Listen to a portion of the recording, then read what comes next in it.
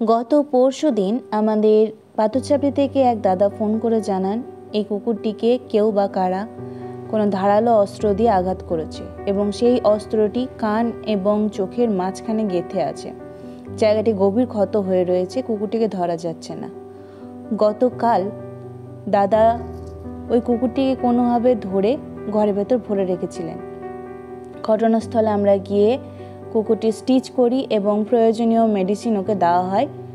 কুকুরটিকে local anaesthesia করে stitch করা হয়।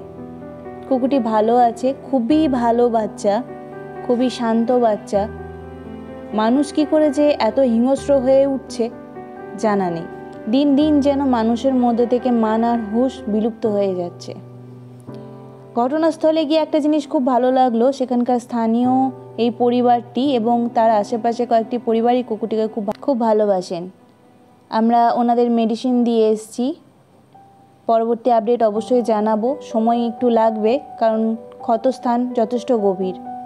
অবাক করা বিষয়, কুকুরটি কিন্তু আমাদের চেনে না, অথচ এত শান্তভাবে ও পুরো অপারেশনের টাইমটাতে আমাদের সঙ্গে কোঅপারেট করেছে, যেটা অবাক করার বিষয়। সত্যি খুব ভালো বাচ্চা, ভালো থাকুক, সুস্থ থাকুক। প্রার্থনা করবেন ও যেন তাড়াতাড়ি সুস্থ হয়ে ওঠে। আমরা আমাদের সম্পূর্ণ চেষ্টা করবো ওকে সুস্থ করে তোলার।